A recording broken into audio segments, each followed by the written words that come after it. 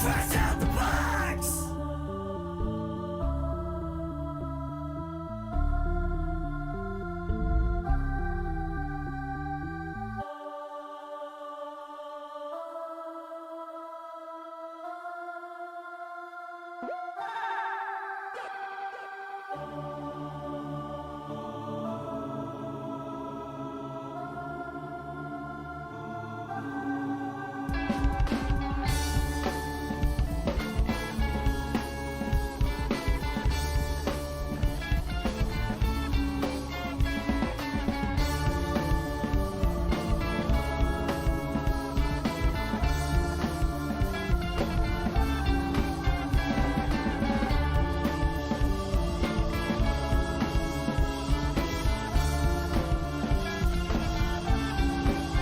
Fresh out the box!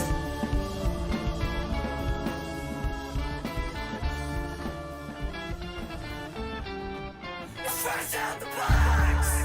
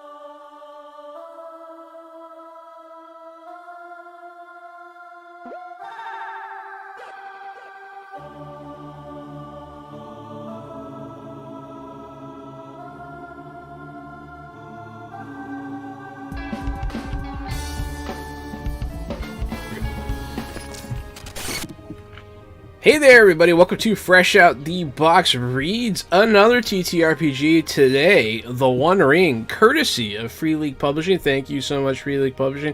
I am the board game guru and game master extraordinaire, Johananon. It's me, Casualty CDG. I'm a retired child crimes and human trafficking detective turned tabletop titan and improv comedian.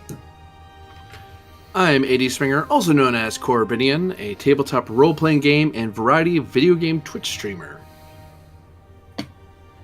And I'm Jahan, again. It's me. I did it. Jahan, you know what's kind of weird about this whole thing? What's up? Kind of, Dungeons and Dragons is like super based on Lord of the Rings. It is. And yet I have never played a Lord of the Rings tabletop game. Yeah, there have been many throughout the ages. Lots of, I feel like they are typically very crunchy, they're very niche. They're not mutable. You know what I mean? Like they're designed for you to take a ring to Mordor. That's kind of what, it's not really, it's more of a simulation. This one, I don't know. We'll find out. This one's supposed to be really good. I believe it was second edition. And yeah, I look forward to nomming on this. This is backed on Kickstarter, I think last year. I was unfortunate. I wanted to back it. I didn't have money at the time.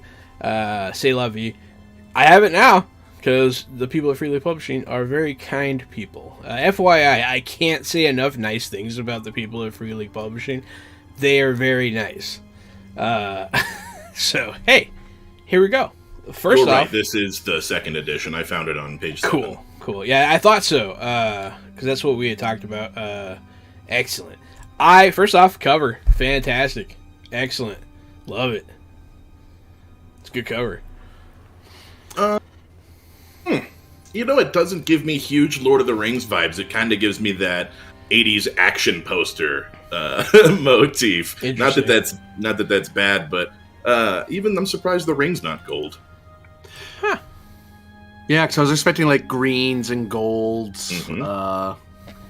It's presenting a lot more darker, I guess. They're trying to go for not grim dark, but a more oppressive feel. And it is a cool cover. I like the cover a lot. It would make a badass poster in your room. It's just not, when I scrolled up to it, it's not what I was expecting to see. Yeah, I didn't know what to expect. Very cool, though. Here's a map. You were just nerding out about maps, Corbinian, before we started.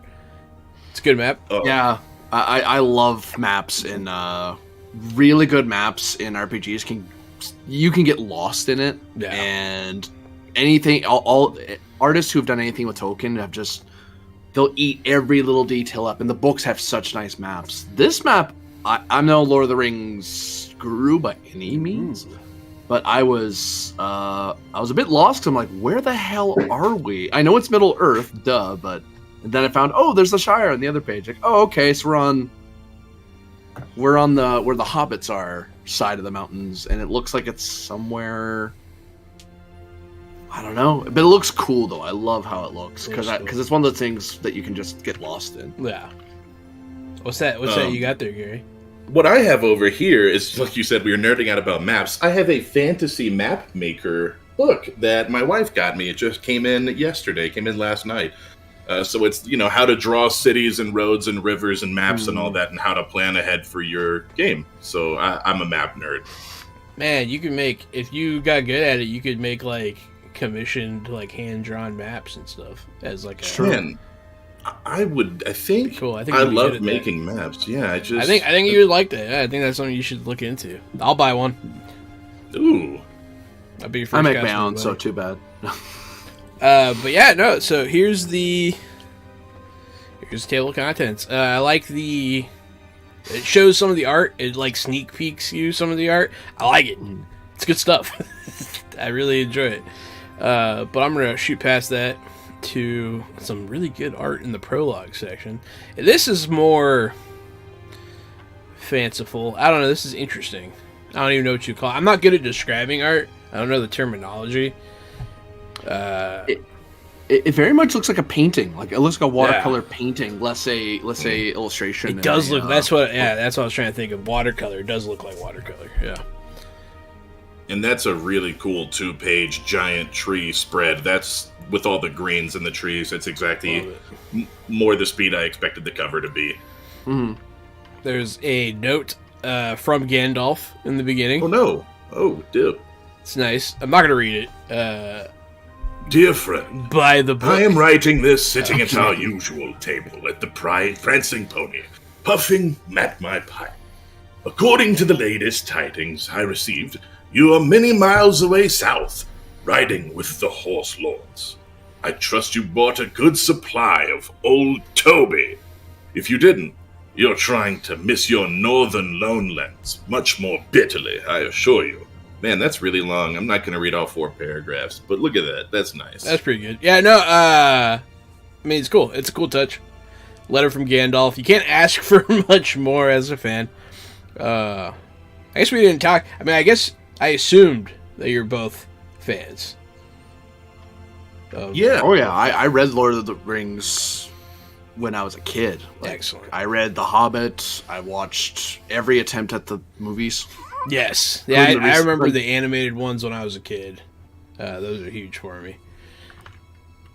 Excellent. I'm a fan, but I'm actually a fan in a different way. As Jahan knows, plain and simple, I don't like books.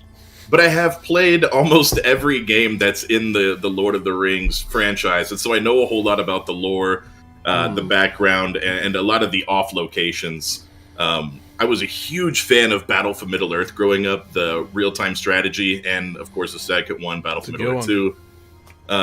With creating your own characters, and then I found out the difference between mountain trolls and cave trolls and dwarves of the north versus the dwarves of Moria who were lost, so I got really into it, actually. Love Lord of the Rings, and also I loved Corbinian's phrase, the attempt at the movies. Yeah, that's well said. Well, original trilogy, masterpiece. Like, period. Mm. The Hobbit, I watched it again recently. It's actually better upon revisiting a little bit, maybe just because I wanted it to be, but still unnecessary.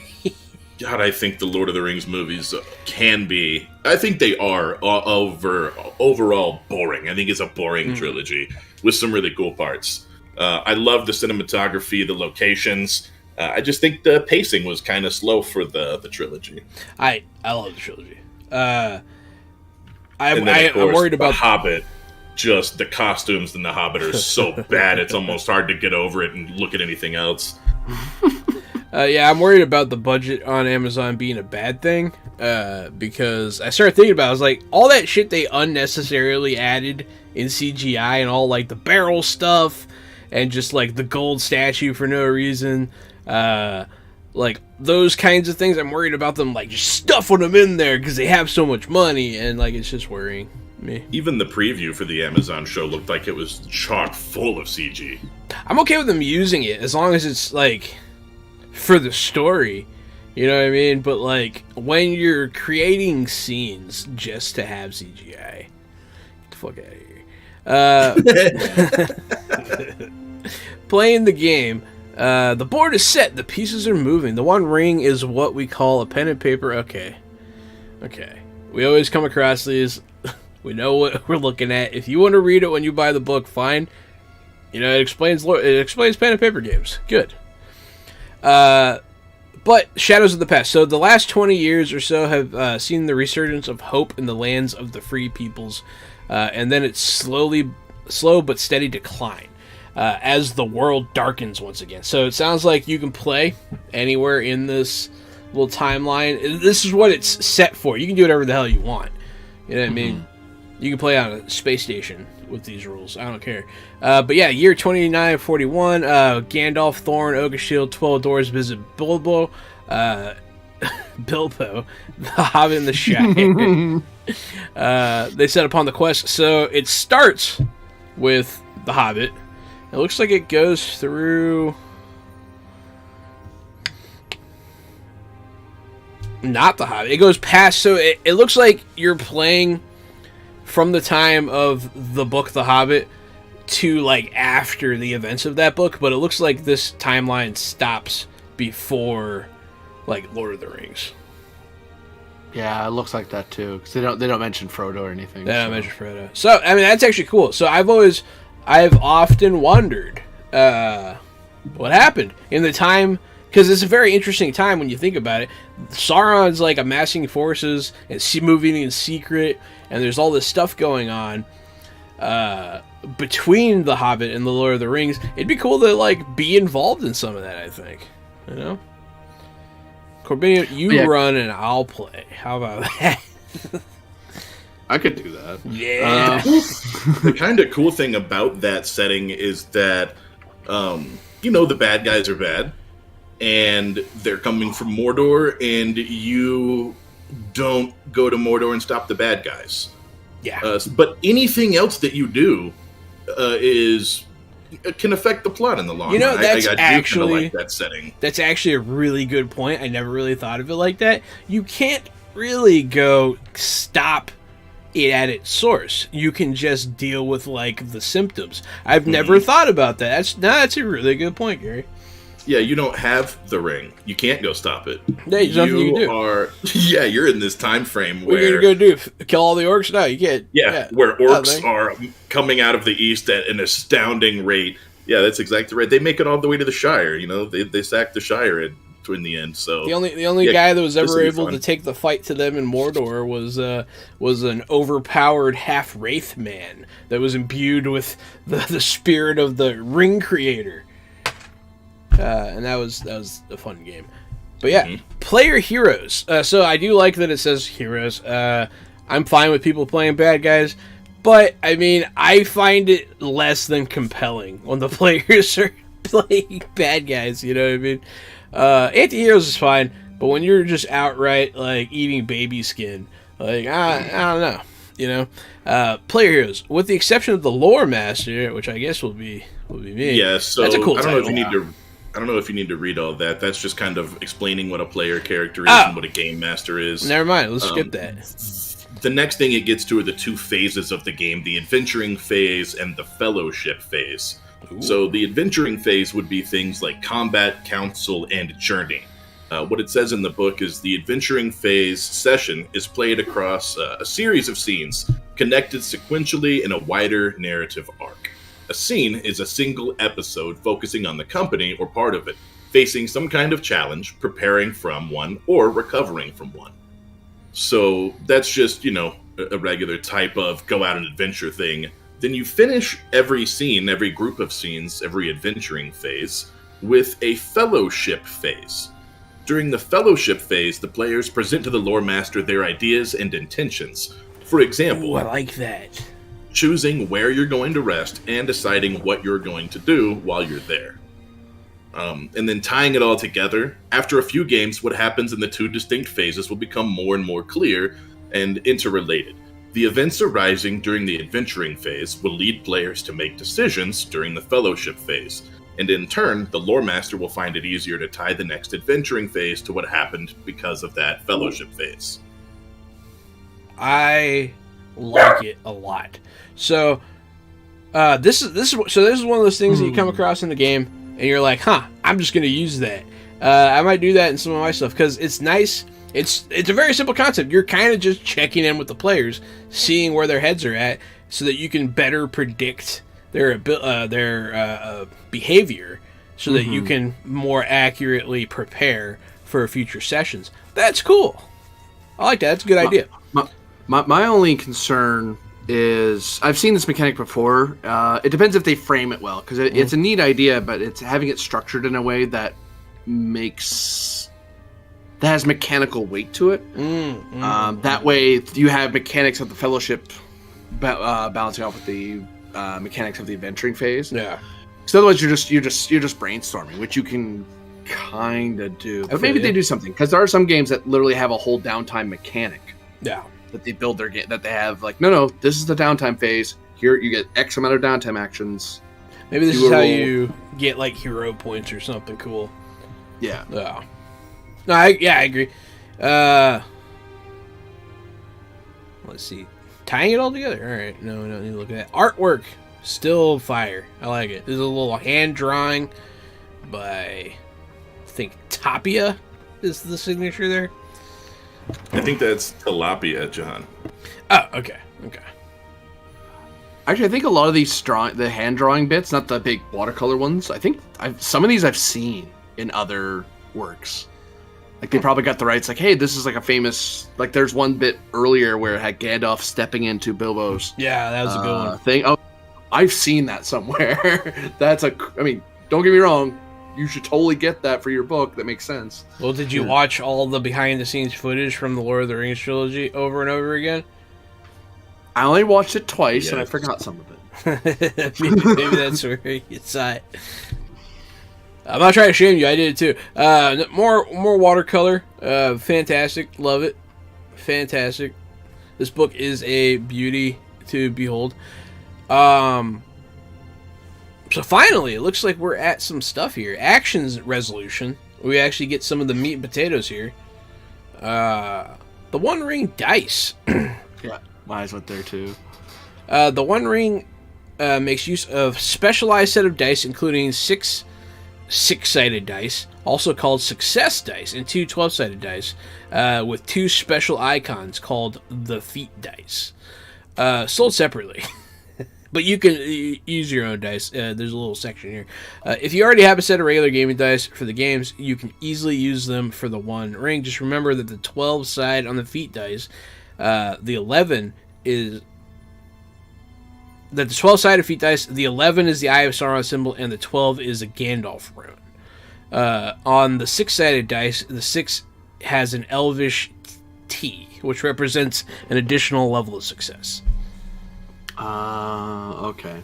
So they're just noted for this is they have fancy dice that so you don't have to think about it, but 11s and 12s are special and 6s are special.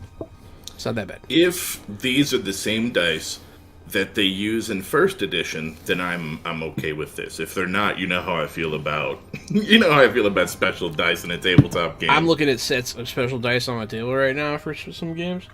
I like them, but I have come more around to your side of the argument where it's like, yeah, it is kind of a hassle, but I like them for board games. I don't like them for tabletop games. yeah. I like it when they have dice like this where it's easy, because Star Trek Adventures has the same idea where they'll have dice. It's like, if you remember what like I can remember right now without looking, 11 Sauron, 12 is Gandalf. Yeah, exactly. Symbol. I'm like, but if every single D12 likes the Edge of Empire, it's like, oh my God. Let me show you something. I got this. So this is from my director's cut of Shiver, right? Every single face on the D6s is a different symbol. None of them equate directly to a number. I mean, you can just assign numbers to them, but like, there's 6 different, you know what I mean? And then the same with the D8s. The D8s are all different. I have another asterisk for those damn shiver die. Yeah. When you roll the 1 through 6, they don't correspond with the order of the skills on the character sheet if you're using your own personal. Also true, yeah. Like, so they represent attributes, and the attributes are in a different order than the ones on the dice. In the because they do have a chart, like how they correspond to numbers. If you were to want to torturously use regular dice, it's not good.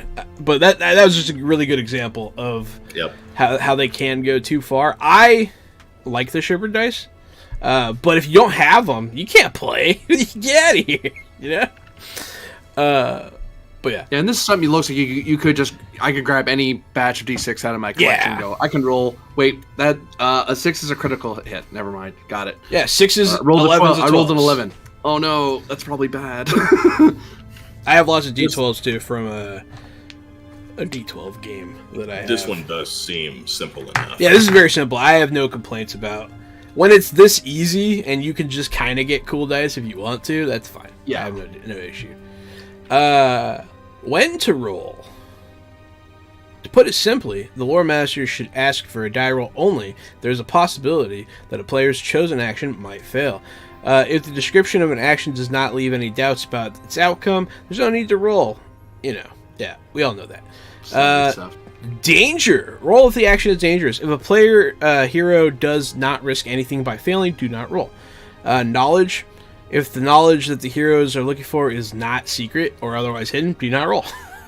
That's good. I kind of like that. Manipulation. If what the hero asks of the lore master's characters matches their own motives, do not roll. Cool. You don't have to roll to make, like, a cop, like, take a police report. That makes sense. Hey, Golem, could you take this ring for me for a second? Sure. Like, there's no roll. There's no roll. He'll do it. He'll do it. Scenes in brief. So, lore master scrap. All right, that's just like roleplay basics. Who rules? Determining who is going to make the roll is easy in the case of an action chosen by a player. Okay, that's. Where's the stuff we don't know, man?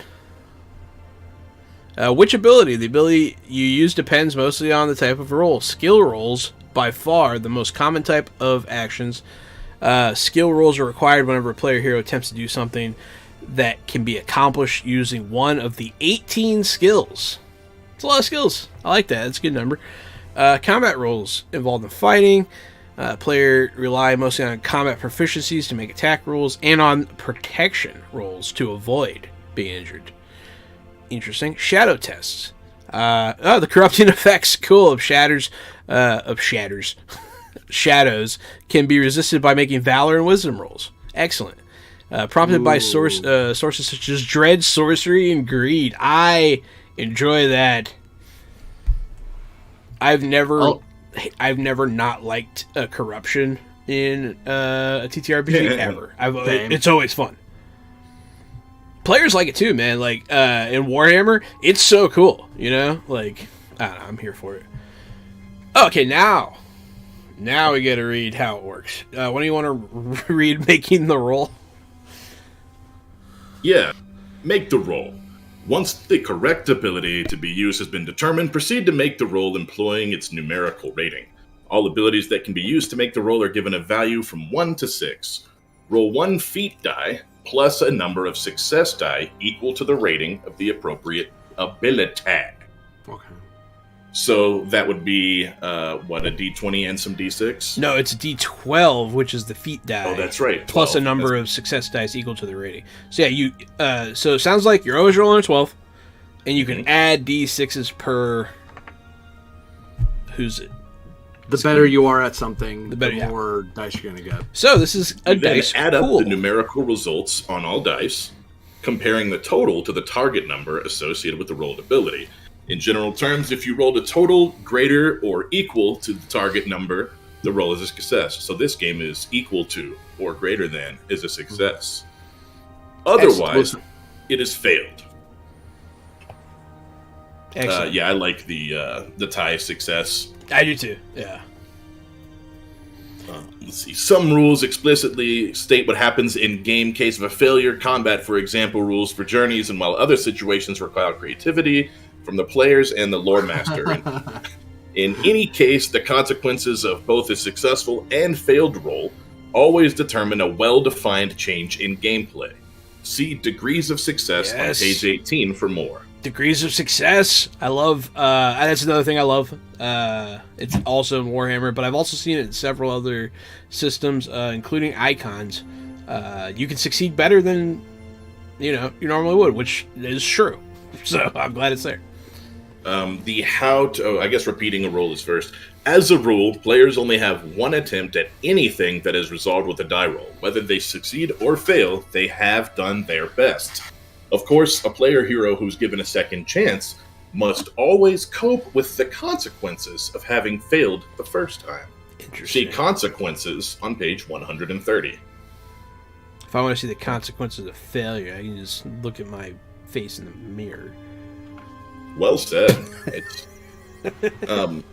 Next is how to read the feat dice, which is a whole paragraph that can really be explained by the Gandalf rune as a crit, and the Sauron rune is a botch. The Gandalf rune is the best you could possibly do, and you succeed wildly, and the Sauron rune is a 0. Oh, rolling the Gandalf rune, it's like, no, if I roll Gandalf rune, I got it. What's the TN? Doesn't matter, I got it. Yeah, that's exactly right. Gandalf rune is it. You elbow dropped it in. You're on your way. Sauron rune is the exact opposite. You have lost detrimentally. Well, actually, the good thing, the Sauron die, it just seems like it just comes up as a 0. So if you have a decent ability pool, you're like, I rolled a 0 on the Sauron die. I'm Sure, it's not an automatic failure. You But can still, cross if your you- fingers, there- that's right. There's also the thing where it's like, oh, if you have no ability, all you have is a feat die. I have a 1 in 12 chance of just getting nothing. Yeah, good luck with your D6, buddy. Then you get down to the success die. Success dies are special 6-sided die, customized to show the numbers 1, 2, and 3 in an outline, and 4, 5, and 6 in solid black. In addition, the success icon has the Elvish symbol with this little T on it. It appears with the number 6. Success dice are always rolled together with a single feat die. So if you roll a 6, it counts as like +1 or something, huh? Correct. So And- 6 is actually a 7? No, actually, you're going to see on the next paragraph over on the right kind of the degrees of success and how that works. So if you roll a success and you don't roll any of the Elvish T icons, then you succeed. And that's that. But if you roll a success and you do roll a little T icon, your success was extraordinary. If you roll 2 or more of the little Elvish Ts, then it was an absolutely exceptional and memorable success. That's very interesting. I like that. It's not up to the numbers. It's up to, I don't know, it's like a little, they actually like mixed fate into it a little. I don't know. It feels different. I like it. It does feel a little different because to Corbanian's point, you could still succeed if you were throwing, 2 or 3 d6 without, you can roll your d12 like you can botch it basically and still succeed if you're real good at something. Yeah. And then you could roll 2 or 3 Elvish symbols, and even though you rolled terribly, you could still roll like a boss.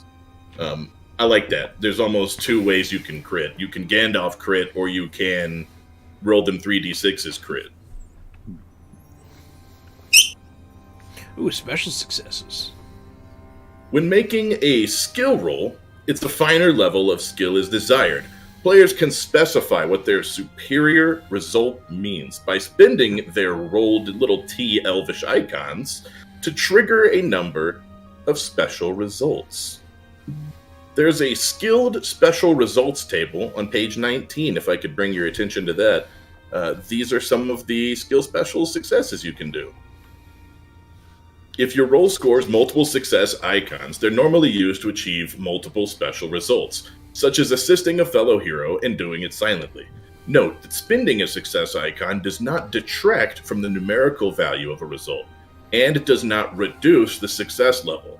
A great success, such even when success icons are used to trigger special success results.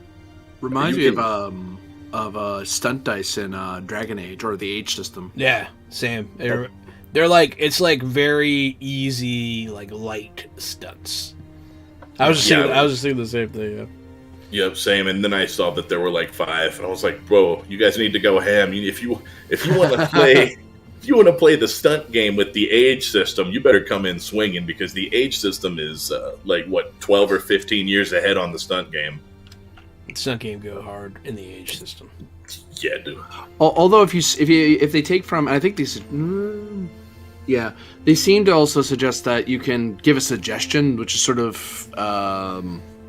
Forged in the Dark sounding, where it's like, here's some suggestions we have if you're at a loss, but hey, maybe the guard was looking the other way, or you know what, I happen to have enough to buy a round for the whole house, or something like that, which kind of covers it, that sort of thing. So there's some fuzziness there, but I do like tables, so it's hard to argue with that. The things they have listed here for special skills are cancel a failure, score 1 additional success, gain insight, go quietly, make haste, or widen influence. Yeah, Hell, like, I just it covers a lot. There's social, there's Yeah. stealth, there's potentially combat. There's all kinds of task mastery in there. It's not bad at all. I like it. I disapprove of these hobbits playing dice on a hill, by the way. It's just going to roll down the hill. Yeah, You know, they ain't gonna that's get a really funny point, and that's true. it. The hobbits aren't going to go get it either. They're way too lazy. They're just going to playing- let that go. They're playing dice wrong. Oh. For a dice game, you'd think they'd know better. No. Just waiting for a third hobbit to show up for like an hour. Hey, can you get those?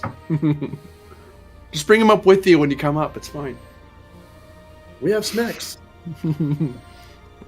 So, as we continue, favored roles are a thing. A favored role happens when a player possesses a special affinity for a task. Typical sources for favored roles are player heroes' favorite skills and several cultural virtues. Ability tests that set a hero's capability beyond the usual reach. Making a favored role, player rolls 2 feat dice instead of 1, keeping the best result. There are also ill-favored roles, which is the opposite, Jahan, of a favored role. A role is made ill-favored when a player hero is suffering from some sort of limitation. When making an ill-favored roll, players roll 2 feat dice instead of 1, keeping the worst result among the two. Advantage, disadvantage from our roll 20. Oh, roll 20. Yeah.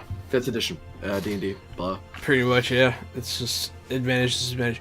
Bonus success dice. If it is possible for player hero to be attempting something under favorable circumstances, or employing a particularly beneficial talent. When this happens, the player hero may be granted a bonus in the form of a number of additional success dice to roll. Most commonly, bonus success dice are gained by spending hope or as the effect of a number of cultural virtues. Okay. Also, hope bonus, inspiration, support. Hope bonus, a character's hope score, is a pool of points representing their reserve of spiritual vigor. That heroes draw from when confronted by difficult odds or a particularly good result is required by the circumstances. Hope can be spent to gain dice on any roll made by a player hero. It is possible to spend multiple hope points to gain multiple bonus success dice. Good. Okay. Inspiration. Certain circumstances may result in a player hero becoming temporarily inspired. That's literally Dungeons & Dragons inspiration. Inspired player heroes double the benefit of spending a hope point. Cool. It's actually better than inspiration in D&D. Inspiration can be... So, essentially, it just makes your hope go further, which is cool. Support. A player hero may make the effort to help another member of the party, making a skill roll. I'm glad there are rules for that. People always ask. A player hero may support another only if the circumstances allow it, and only if the supporting hero possesses at least 1 rank in the appropriate skill. Sounds good. And you give up a hope point to give that player 1d. 1 dice. And only one person can do it. The whole party can't jump in on it. Good. The next thing is the penalty success die, which you're going to love this. You lose a die. Straight up, you lose one. Enjoy that, dickhead. The next thing is magical success, where you can actually... you can spend extra. You can score higher than possible, usually by spending a hope point before a skill to achieve a magical success.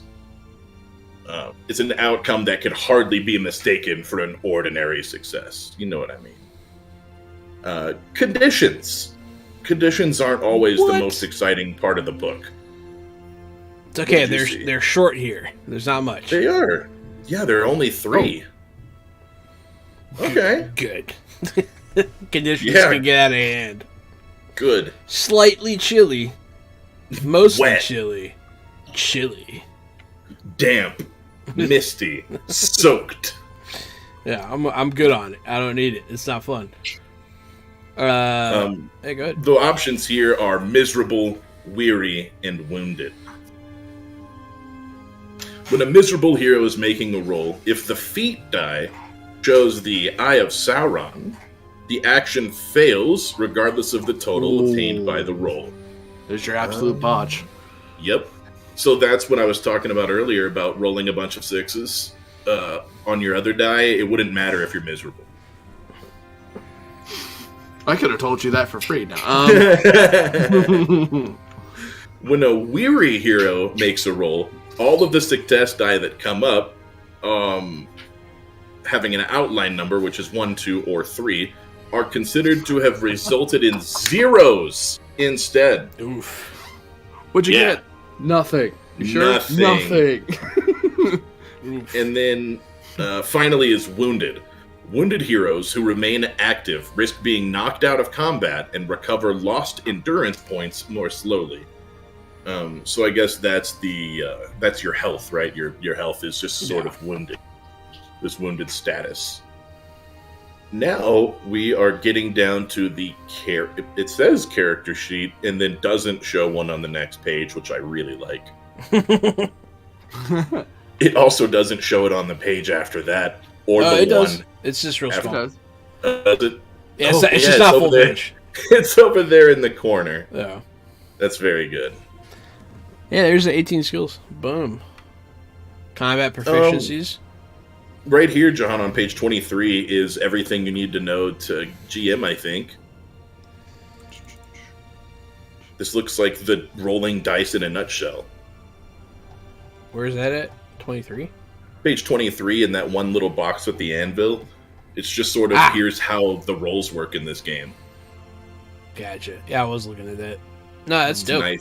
nice and concise there, I love. which I We've like talked to see. about that before when they put stuff that you read into a nice little chunk for you to remember. Mhm. It's good. Yeah, you've now read everything. Here it is again, so you don't have to flip through 12 pages to learn. Thank you. But then you memorize just where the sidebar is, really. You're like, where's that sidebar? Oh, okay. Well, Mhm. PDFs these days, but still. Yeah, It's nice to have that in the book. it is. It's very nice. A glossary of game terms. I'm not reading that right now. That's okay. I mean, it does tell you what stuff is.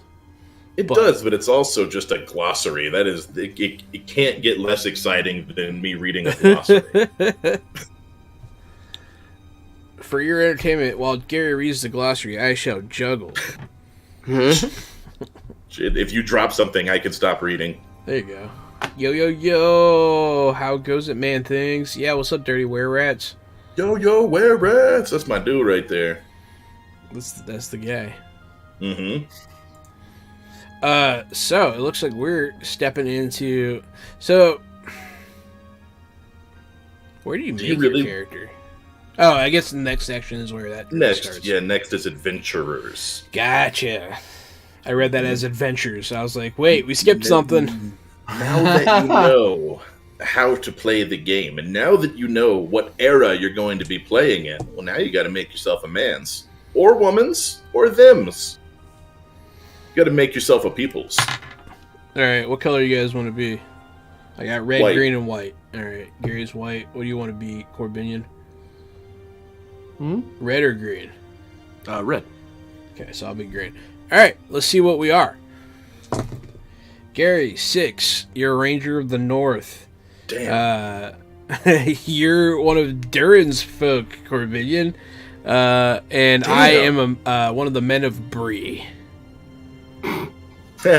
Yeah, that's cheesy. Boo! that joke's gonna age well. Hey, No. the joke's good because it goes across cultures. God damn it. Once you've made their, so you could also choose, obviously. But yeah, I just thought it'd be fun to roll because there are 6. It's interesting there's 6. So it looks like the only elves you can be are the ones of the Linden. Then you can also be the hobbits. There's 2 kinds of dudes. I don't know what a barding is. Barding. Yeah, bardings. The Bardings are Northmen of noble origins, hailing from the Wilderland, Oh, cool. far off to the east. They rebuilt the city of Dale from its ashes after the slaying of the dragon Smaug. So like the people of Lake Town. Why would you want to be a knife ear? That's yeah. Yeesh. That's They Don't prefer to be worry. called Keeblers. Sorry. Don't worry, he's from Warhammer, and it's okay in Warhammer. It's painfully okay in Warhammer, yes. Where they call the orcs greenskins, which is still uncomfortable for me. Yes. Mm. They do call I them. don't- Yeah, they do call them that. I don't know about that one. Yeah. They also call them like greenies. They call them a lot. There's a lot of racial slurs in Warhammer. It's like they just sat in a room all day coming up with racial slurs for fantasy folk. And, you know, I expect nothing less from a... From the team of Warhammer. from a room full of white people. Oh, no. Let's Oh, just no, try what have them we out. done? Let's see what sticks. Yeah, I'd hate to hear the ones that got shot down. The ones that are like, oh, whoa. Yeah, Yeah. exactly. Oh, God. All right, answer the call to adventure. So, okay, I skipped something. Once you have made your choice, players refer to the appropriate heroic culture write-up page. Follow the steps described below. Copying all information onto the character sheet. Record your cultural blessing. Determine your attributes, choosing set or rolling a success dice. You can say D6, guys. It's fine. I keep forgetting which one's which. Calculate your strength, heart, and wits. Oh, this is a tri-stat, huh? Yeah. Interesting. I just learned about those like the other day. What were we reading that was a tri-stat? Wits. Oh, hell, with me. Yeah. Was that Silver Age Sentinels? I think so. Silver Age was Tri-Stat as well. Yeah. Mm-hmm. Each target number is equal to 20 minus its corresponding attribute score. Oh, you count down from 20. Okay. Interesting. So if you have a strength of 6, your target number to do strength stuff is 14. Interesting. So I need to roll 14 or higher on a group on a D12 plus some D6s. Yes. How interesting. All right. Calculate your derived stats, endurance, hope, and parry. Record your skill and combat proficiency ratings. Choose your distinctive features. Choose a name and age. Okay. Answer the call to adventure. Choose a calling from among captain, champion, messenger, scholar, treasure hunter, and warden. Hello, classes. 6, huh? They're keeping with the number of the beast here, man. What's up? Spend previous experience points. Choose your starting gear. Record your valor and wisdom scores at 1, and choose your starting reward and virtue. In theory, it doesn't sound that complicated. Doesn't sound very complicated at all. Yeah. Interesting. Yeah, looking at the characters too, looking at the creation, you just like take this block of skills. Boom, take this block of skills. It looks pretty easy. Cool. Gather the company. Last but not least, all players cooperate in adding details about how their newly created adventurers met each other and formed a company. A company may be composed of adventurers of any kind, but the sum of its parts is going to be influenced by a player hero section of heroic culture and calling. I gotta give them that. So they are using all the appropriate language in this, and I like it. It makes me happy. Because Tolkien can get a little iffy with some of, you know, I don't want to say it's racist, but It's no Conan, so there's that. jeez. Heroic culture's characteristics. This section offers you. Alright, so there's characteristics, attributes, derived stats. We already learned about a lot of this. But I might have to read it. This section offers a number of details about the appearance of typical heroes belonging to that culture and includes information about their adventuring age, martial traditions. Okay, there's still time for this to go belly up, guys. There's still time. This is Don't where it worry. all went wrong in a book I read recently. No. Don't worry. It looks like it's gonna be okay. Okay, good. Because I have high hopes. I mean, with the show being as good with casting as it is, you can do it. It's possible. If they progress too far into adulthood without answering the call to adventure, then they probably won't heed it at all. Okay. Moreover, it provides blah, blah, blah. Alright, I'm just going to skip a lot of that. Oh, you get to be poor or something. You can be poor, frugal, common, prosperous, rich, and very rich. Which is based on your race, right? Maybe. The section is concluded. Yeah. Yes, it's a cultural thing, I think. Culture. They're calling it culture. They're calling I like cultures. that better. Yeah, I like calling it culture better than race, especially when the money you have in your pocket is based off of it. Yes. Culture feels a lot better. I agree. Yeah, no, that's one of the changes that 5th edition made in Tasha's Cauldron, I believe, is they like changed it from like racial bonuses to like culture, and like they like changed language, and they like, you know, I think they got rid of like mandatory ability modifiers, you know, so that orcs aren't like baseline stupid anymore, because that's messed up. You know, so no, it seems like they have a lot of that language here, so you know, I'm always looking for that.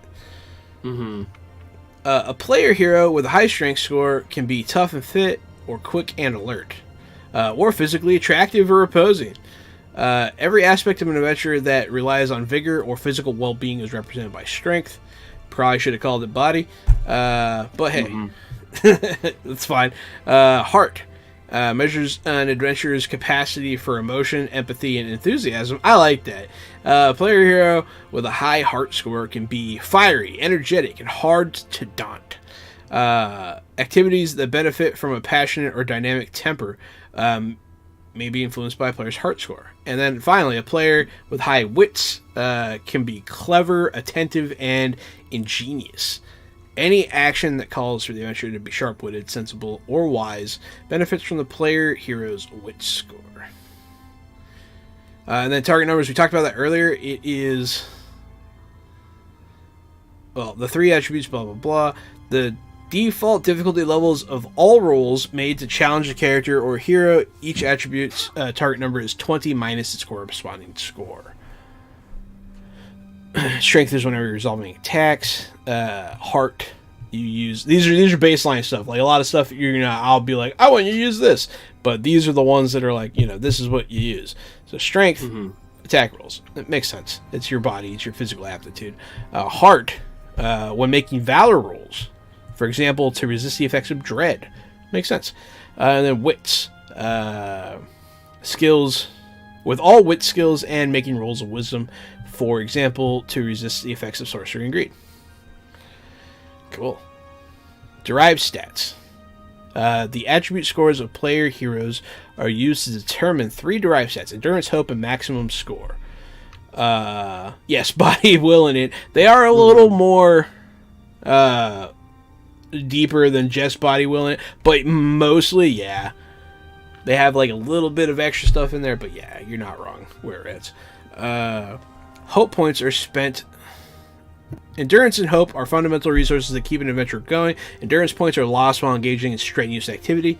Hope points are spent voluntarily by players to try and overcome their limits. The parry score sets the target number for all attack rolls targeting the player. Okay, so I do get a roll in this game. I wasn't sure, because Wild Sea, I never get to roll. The Game Master doesn't roll in that game, which is interesting. But it looks like I get to in this one. Excellent. It sounded like I didn't for a minute. Let's see. Skills and combat proficiencies. You want to take it away, Gary? Yes, I'll scroll back up there. I was looking at all these cultures. Ben, I don't know. I'm liking what I'm reading so far. So I kind of want to play this. I feel like I like Lord of the Rings a whole lot, but the thing that Warhammer has that Lord of the Rings doesn't is that extra push over the edge of fantasy. And I think I like that push over the edge. Lord of the Rings is kind of a very tame low fantasy. It depends on what age, but yeah, I mean, during the ages that we listed earlier, kinda, yeah. Yeah. Which is fine. That's where we're playing. That's cool and all. It is kind of grim dank. You're right. Where it's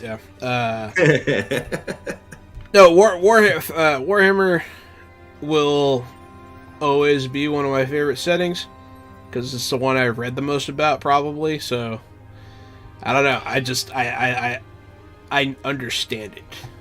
I wouldn't want to live there though. I would live in Lord of the Rings. I would never live in Warhammer. Yeah, I would not. Want to If live you in choose to live in the Warhammer Warhammer universe, you're dumb. You're lying. Yeah, because like I mean, you could go to like real hell there. You know what I mean? Like, and it's not fun. Like, fuck. Real hell can come to you at Warhammer. Yes. Yes. The competence of a player hero is represented by a rating ranging from 0, which is the lowest, to 6, which is the highest. Ratings and an ability are recorded by filling in the diamond-shaped box to the right of its name. Okay. The 3 attributes, strength, heart, and wit, give a good impression of an adventurer, but they fall short on defining what sets one individual apart from another. Distinctive features are traits typically displayed by heroes from a given culture that are used to add nuance to their personality. For a second, I thought that said menace to their personality, and I was like, what? Menace. There it is. We found it. Yep. I need a button for when a TTRPG book gets racist so I can push it and like confetti flies out or something. It's just like a, oh no, and like crying faces come up on the screen. I don't know if you've seen any of my tweets recently, Corbinian, but I recently read a TTRPG book that got racist. I was like, oh man. Yeah, that's always not a fun surprise when you run into that. Yeah, it said everyone's white, and if you're not, people are gonna like disparage against you. And I'm like, okay, I don't know why. You could have just left that sentence out. I understand that it's like historical fantasy, but like you're fighting trolls and stuff. Like, just let people of color exist. Like, leave them the fuck alone. Like, what are you doing? Every reader of Tolkien knows how much the professor loved languages, their structure, origin, and evolution, and to what length he labored to devise the various names native to his fictional world, or to find suitable real-world ones. The language of most folks inhabiting Middle-earth has been given some attention, and the most important ones, like the different elven tongues, sport a sizable vocabulary and consistent grammatical rules. Every name in Lord of the Rings and The Hobbit has been carefully crafted, building upon solid linguistic foundations, and represents a precise cultural influence. The native language of every character type presented in this chapter has been identified, and a list of personal names appropriate to each culture has been provided. Players will find notes about the languages known by members of each particular people, and a list of surnames for players to choose from. No, not surnames, just a list of names. Of course, players are free to name their characters in any way you prefer, but a level of consistency with the tradition of the culture you belong to is strongly advised. So They're even preaching cultural sensitivity to these like fake races, which is cool. Mm-hmm. Because they're still, it still can become problematic. No, and then man, these hand drawn pictures. Yeah, Fantastic. This one is really cool with the dragon flying by the ruins. Yeah, I like it. I don't know, it makes me. So there's these really good pencil drawings in the outro credits of Outlaw Star. I don't know if anybody. It's a very niche reference, but these bring some of that energy, and they always made me feel. They always put me in my feels. Bardings. Yeah, you read the Noble Origins thing. You read all that stuff. Strong in body and fearless in spirit. The Northmen are the denizens of Middle-earth that many consider to be nearest to the kin to the men of the West. They are strong-limbed with fair hair, although dark or even black hair is not unknown. Barding men tend to keep beards and often let their hair grow to reach their shoulders. Women adventurers braid their hair in long, tight tresses. Bardings rarely become adventurers before their 18th year and retire in their 40s. When they return home to serve their family and folk, in their 40s. When abroad, they may be recognized by their gear, and they often carry equipment of superior make. Unlike most denizens of Wilderland, Bardings prefer to use swords over axes, and naturally favor the bow. after the example of their king, who Bardings. Gotcha. The the ones ruled over by Bard, the king of yeah, that makes sense. Bard's the one that killed Smaug. Oh, He Doy. killed Smaug. Yeah, right. It was like staring us right in the face this whole time.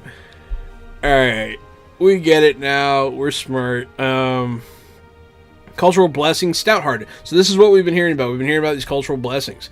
Bardings. Stories tell that the Bardings lived under the shadow of a great dragon for decades. Your valor rolls are favored. You're a brave one. Standard of living, prosperous. Fair enough. They, Lake Town, when they reclaimed that city, became pretty prosperous, I believe. So that's good. Attributes. So you're gonna roll. Okay, interesting. So they do it like this. I got our thing. Let's see. Which one is the Barding? Gary? Is Gary freeze? Yeah, he's frozen. That's hilarious. All right, Gary. Gary has a strength of 6, a heart of 6, and a wits of 2. That's a good face to have frozen too. That's really funny. I wonder how long has he been like that? About 2 minutes, minute and a half. Wow, that's what, did he text me or anything? No, not yet. Oh, drop my phone. Oh, Haha. Haha. Here I am. Alright. Hey, it's Gary. He's back. It's nothing ever happened. I've been here the whole time. Gary's the Barding. Gary, your strength is 6, your heart is 6, and your wits is 2. Don't talk to me about being a barding. You're a barding. I do like it. So you only roll 1 dice Wait. for stats. None of us are bardings. Thought you were. No, I'm a ranger of the north. Oh, okay. None of us are You're Bardings. You're a man of cheese. I'm the cheese man. And I was a Corbinian, dwarf. yeah, he's one of the dwarves of Durin's. I'll trade you, man. That's what I want to be. It's Yeah. what I am. I am a dwarf. So, attributes. Chosen ones. So you choose one set. So that's cool. I forget what game. I think Cyberpunk had set arrays like this. yeah. One of the ways you could choose to set. Yeah. Oh yeah, you Cyberpunk, run right. Cyberpunk. Yeah. I like it. I don't know. I like that you don't have to do like a bunch of rolls and like make a mess on your sheet. It's cool. And in a pinch, you could just pick. You just go, this one. All right, whatever. Yeah. It's one of the things you can choose. It's pretty cool. Calculate the following scores based on your chosen attribute ratings. So your endurance is strength plus 20, your hope is heart plus 8, and your wits, your parry is wits plus 12. Interesting. And then skills. Copy the listed skill ranks onto the character sheet.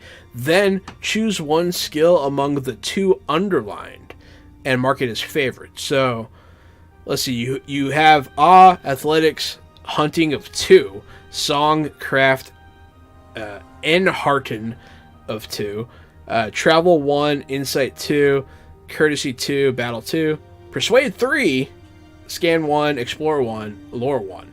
And then you get to choose from athletics and hearten to become favorites. So that's cool. They give you some. You get a pretty solid stack there, man. You get a pretty solid stack there. And it's definitely trying to lean into the, like, if you're of a certain culture group, then you are more likely to have certain skills over others. It's like how much riddling is going on in Barding's territory. Yeah. You're How not much whittling healing in do the they desert, do? perhaps. Although you might be. Depends. I don't know. Yeah, I got you. I agree. Combat proficiencies. I like the way these are set up too. You have 2 points in bow or swords. You get to choose. And then you get 1 in whatever. You get to pick. They give you the freedom to pick. That's cool. Then distinctive features. Choose 2 distinctive features. Oh. Bold, eager, fair, fierce, generous, proud, tall, willful. Fair enough. I was thinking distinctive features is going to be like, you have a scar, you have tattoos. No, this is a mechanical thing you have to pick out. Yeah, they are not getting too much into appearance here, and I appreciate it. Because they didn't mention the skin color at all, only hair color, and it was all hair colors. So they just didn't say it. So good. You did it. Fantasy TTRPG books just make me nervous. All right. Hey, here's the dwarves. So we don't have to go like through all of them like this. That was just kind of to see how they're set up, you know. But we can check out like the specific things. The cultural blessing of Durin's folk are dwarves make light of burdens, especially when it comes to wearing armor. You have the load rating of any armor you're wearing, rounding fractions up, including helms, but not shields. Shoof, that one goes right over my head until I see the armor ratings and stuff next side by side with that. Yeah. I can't make a lot of sense of what that means. Hey, it's just half weight on all your armor. It weighs half as much. Including helmets, but not shields. Yes. Weird. Okay. Weird. Yeah. Prosperous standard of living. I wonder who am I the poor guy? Is it Bree? No, I am. Oh, okay. Oh yeah, that makes sense. You're Ranger of the North. Okay. Yep. Let's see. Dwarven adventurers cannot use the following pieces of war gear: great bows, great spears, and great shields. Fair enough. They're all too big. All too big. They don't make those kinds. Yeah, Man, I would love to see you try to tell a dwarf that he can't use a great spear or a great shield. You would just say it's built wrong. You built it too big. Build it proper. You hold here, I'll show you how to use a great shield. And he goes and makes one that's even bigger and just pancakes people. Just jump off the top of something. This is how you use a shield. Yeah, and then so you go on through there. Then the elves, their blessing is elven skill. If you are not miserable, you can spend 1 point of hope to achieve a magical success. Well, none of us can do that then. No, but that's We're not elves. yeah, that's what Legolas did when he slides down the stairs in Helm's Deep. You know, on the shield. That's what Legolas did when he took out the Oliphant too. Yeah. Yeah. What's the matter, Corbinian? You don't like it? It's just the memories. Yeah. But you can wave it away and it makes sense. I hate to say it, but it makes sense because Elven strange is like elves are weird. Elves are weird. I love the subtle ones though. I always loved like how everyone was sinking in the snow and he's just walking on top of it. Like those little touches that they don't mention are really cool. Mm-hmm. Something, Corbinian, that might interest you. You were saying earlier that the Fellowship phase might be more fun if there were some mechanics to it. Mm-hmm. Right here, under the elves, it says the long defeat. Yeah. The elves find it hard to forget the taint of the shadow has once left its mark upon their spirit. When it's time to remove accumulated shadow during the Fellowship phase, you can only remove a minimum point of 1. Maximum. So there is a max. That's right, maximum of 1. So there is some kind of shadow removal type of thing going on during the Something's Fellowship definitely going on during the Fellowship phase for sure.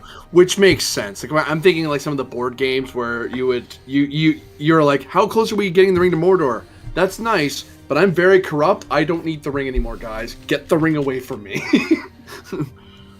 Yeah, elves shouldn't touch that thing. It's not good. Elves, their standard of living, the elves of Linden, they're frugal as well, which that makes sense. They live in the woods. Yeah. Combat proficiency, bows or spears, and then choose one. Solid. Ooh, hobbits. Little hobbits. They have hobbit sense. Your wisdom rolls are favored, and you gain 1 dice on all shadow tests made to resist the effects of greed. 100%. Perfect. Yep. That's perfect. Yeah, exactly. And then, due to their reduced size, hobbits cannot use larger weapons effectively, which include axes, bows, clubs, cudgels, daggers, the weapons available to the hobbits are axes, bows, clubs, cudgels, daggers, short swords, short spears. Additionally, hobbits cannot use a great shield. So they have very limited weapons they can use, which makes sense. They're very tiny. All right, look, you can't use a full-size bow either. You're gonna have to use a short bow. Not rules as written. They say you can use a bow, but seriously, a hobbit can't use a bow. You can't use a long bow, but you can use a normal bow as like a hobbit-sized great bow. Oh man, That'd be a great bow to you. You'd be like, ah! So much disadvantage on that, That's fair. but that's okay. The Hobbit needs a bow. I'm fine with it. I'm just being nitpicky. No, it's fine. We're here to be nitpicky a little bit. It You know? should be a short bow. No, I'm gatekeeping for fun. Don't you just do that? No, what if it's just for fun?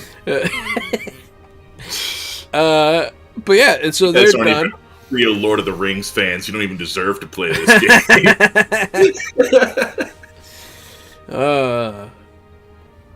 If you're gonna go there, go all the Those way. people Right? are real, man. It's a trip. I know they are. It's a trip. The kind of guys that would walk into the card shop and ask you to leave because you're not a real fan. No. Ugh. Yeah, people. Yeah, I have all the stories about that kind of stuff. Yeah. Let's see. So, Men of Bree, cultural blessing, Bree blood.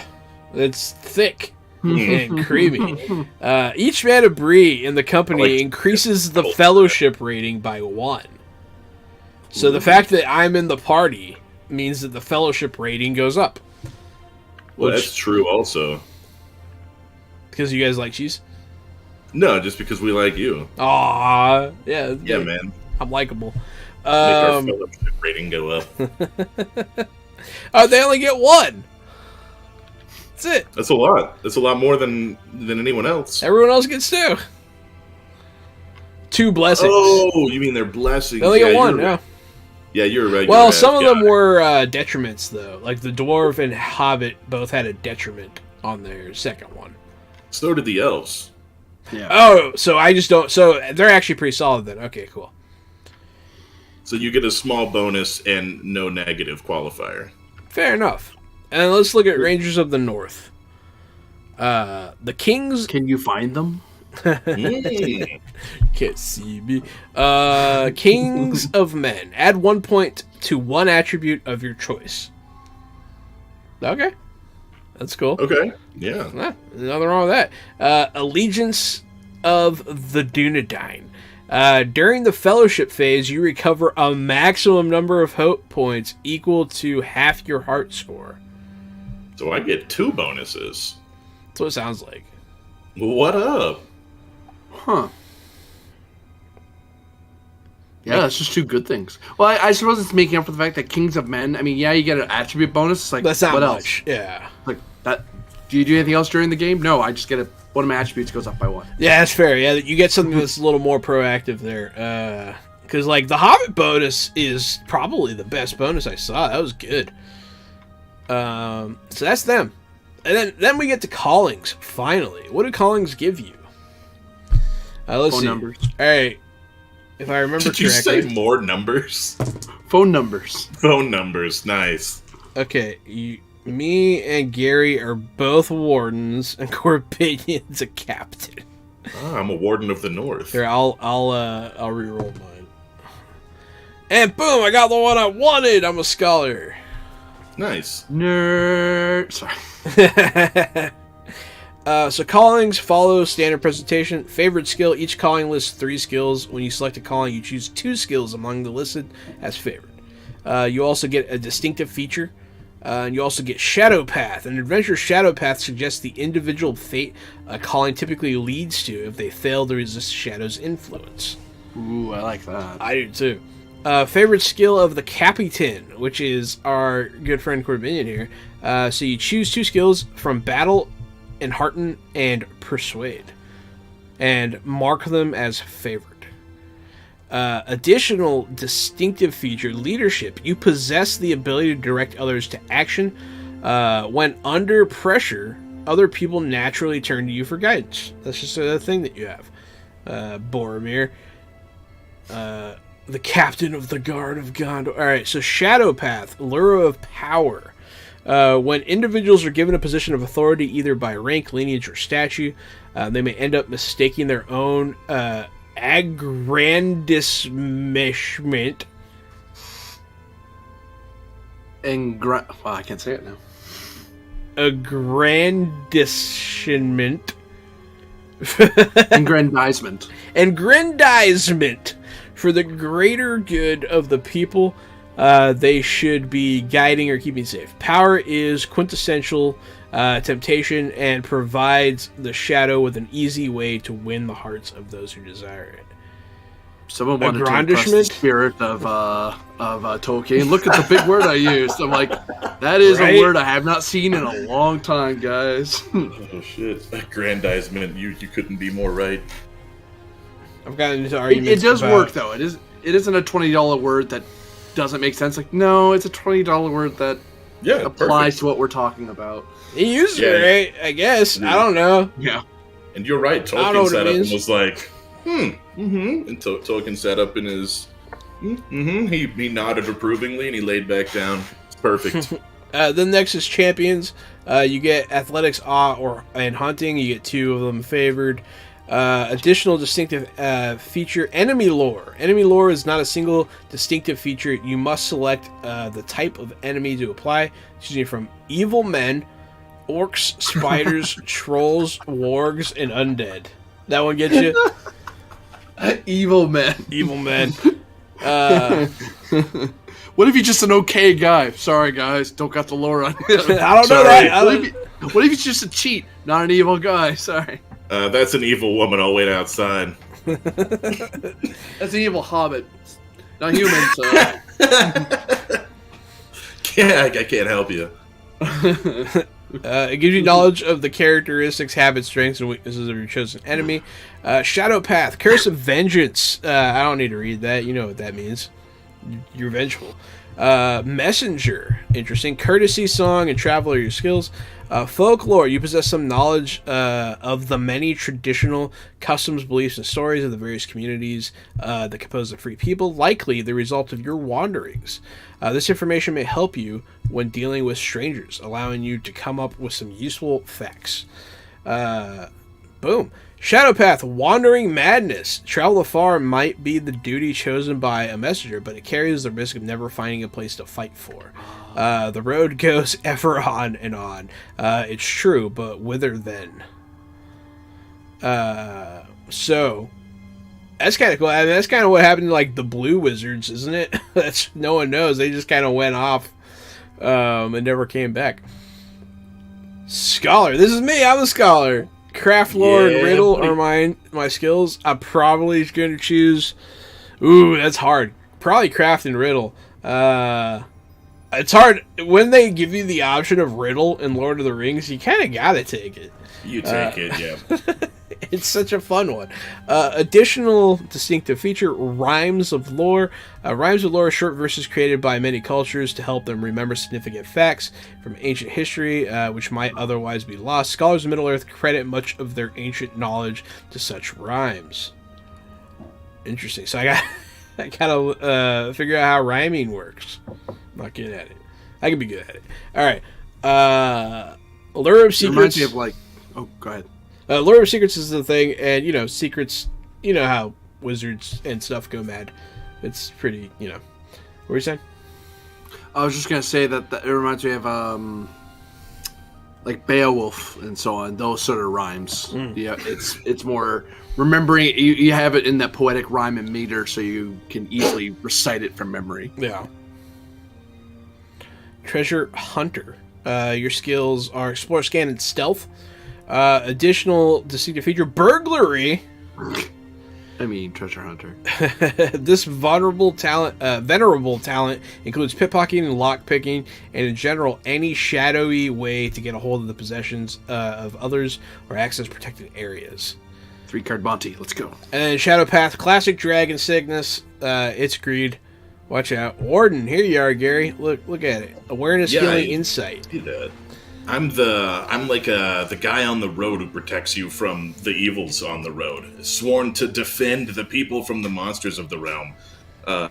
My additional feature is Shadow Lore. You've recognized there's a hidden thread unifying most of the malicious, dark, and terrible Middle-earth, and the thread is thickening year after year. A quality shared only by the wise of the land. The truth behind this knowledge is becoming more clear as time passes.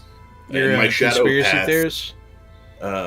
my shadow path is the path of despair, which is like, boy, what if I'm not strong enough? But yeah, I'm one of the guys who's seen the monsters. I'm one You're- of the conspiracy You're theorists. the QAnon shaman. They're out there, man. I tell you, there's these monsters coming from the east, bro. There's this mountain, and it's got an orange and yellow eye, and it's mad. There's a mad mountain out there. Do you Canadians know about the QAnon shaman? Yep.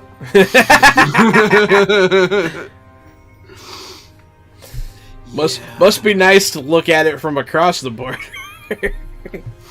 So at this point, I believe this is where you admit that your character is not a baby who fell out of a fruit truck today. The previous experience, we had to earn our livings as best we could up and down the lands, often enough sinking as low as blacksmith work or even coal mining. The ability levels of all created players can now be raised to represent the experiences in their life as adventurers. Players have 10 points to spend on raising skills and combat proficiencies. The cost of raising each ability is shown in the two tables to the right. The first table gives the cost for skill levels, while the second shows the cost for combat proficiency levels. Yeah, I was kind of starting to get worried that you were too. I mean, on the one hand, it's quick character creation, because you can very quickly roll out a character. This lets you customize and tinker a little bit. It's like, look, I want to be good at this too. Like, I know I don't do riddles, but I want to do riddles, so I'm gonna buy riddles. Screw it. All right. That was one of my biggest complaints with Warhammer Fantasy 4th Edition, is that it was missing this part. It was missing the part where you could get the skills that you wanted to have. Yeah, the color outside the lines part. Yeah. Mm-hmm. Fair. So that's a fair. I'm happy here. And then finally, starting gear. You guys know how that works. It's what you have. Starting heroes can choose one weapon for each combat proficiency that you have a rating in. That's just like age, which I've always appreciated. And That your actually favored bothers me. selection of armor and helms or shields. That's your favored. The protection score of a coat of armor is recorded separately from that of a helm, as sometimes you might become too weary to keep a helmet. Shields do not offer direct protection, but make a hero less likely to be hit by providing a bonus to their parry. Oh, okay. So here is the armor finally. On the next page, that's going to be page 48 for anybody following along at home. So now I can kind of see what that half load was talking about with the dwarves from earlier. Yeah, that's just weight stuff. Mm-hmm. You can carry a total load up to your maximum endurance. So See, that's way dwarves can- easier. Yeah, you're not doing a quick formula to calculate the exact poundage and kilogram that you're dragging around. Good. Please no. Please no is right. Please no. No one wants that. The people want to know how much they can drag versus pull on a sled. Quick! To the chalkboard! Well, they're using a lever. Give them a +1. Let's go. Let's see. Traveling gear, useful items. So there's more stuff. More items. Traveling gear does not need to be annotated in detail on a character sheet, only if a player decides to do so, and it is not given a load rating. Boom! Awesome. No, it sounds like load rating is really just your equipment. So, like that's see, in that case, I might actually calculate load instead of. I usually just ignore it, man. Unless you're like, I want 10 million ball bearings, and no, fuck you. But Yeah. No. So yeah, I've had people say, well, I want to carry this many gold coins in like D&D, and I'm like, think about this for a second. I normally don't bother you with this. However, that is 10,000 copper coins. Please explain to me how you're transporting that. it's a lot of I'm pennies. I'm a Goliath made of this with the strength score of this, and holy crap. Do the calculations. Never mind. Go ahead. big old chest of coins. So it says here that your load is only monitored as far as war gear and treasure is concerned in this game. Excellent. So if there's a change to your war gear or treasure, you make that change on your character sheet during the session and continue on. Pardon me. Sorry.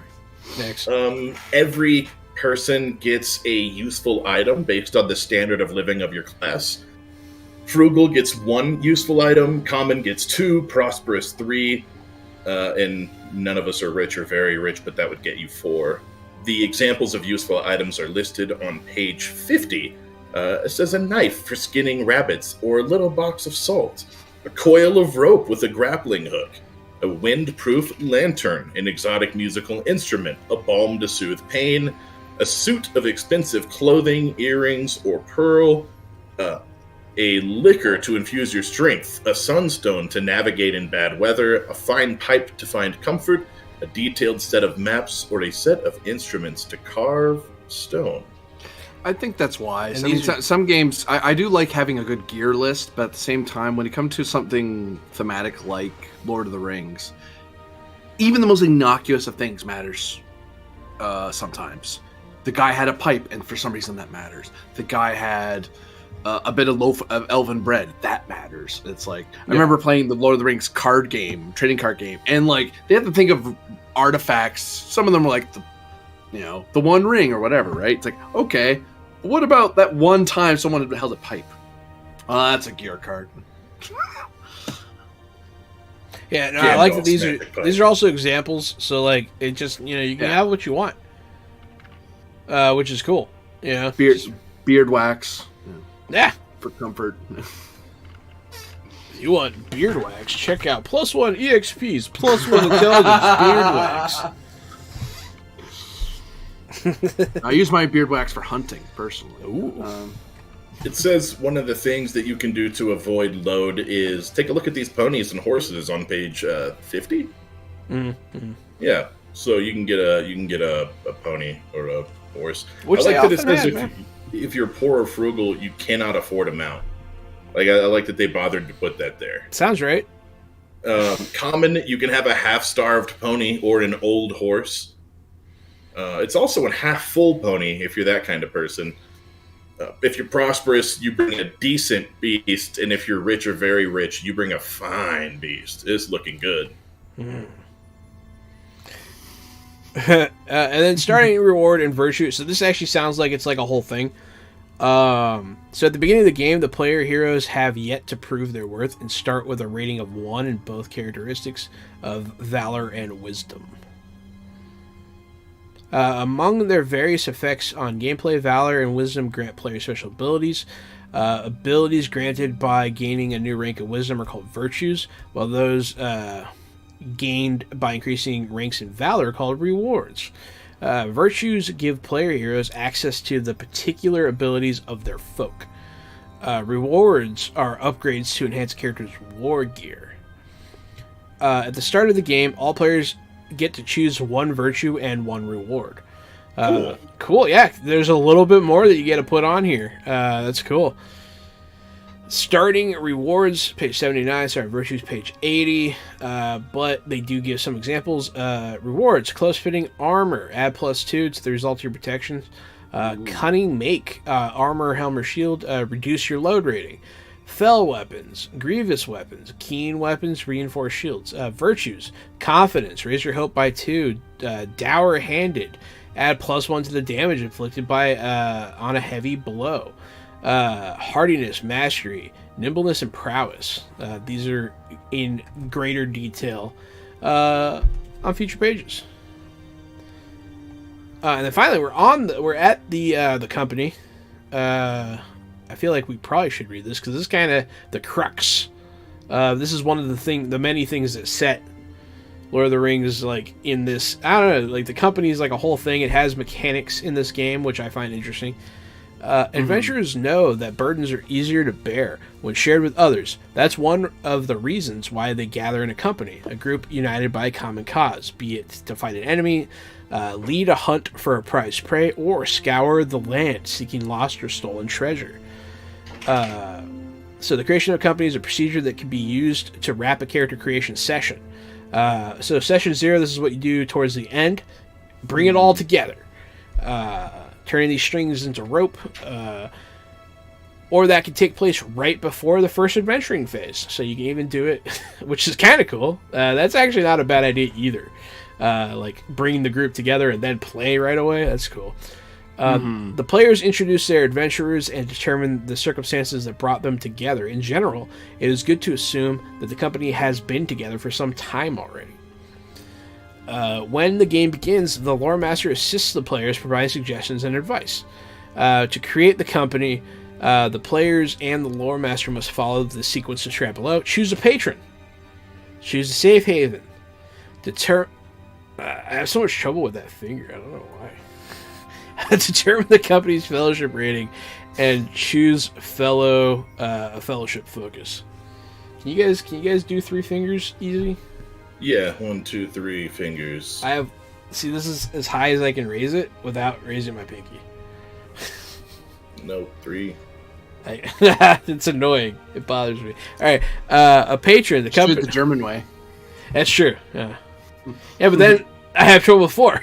Well, that becomes 4's problem now instead of 3.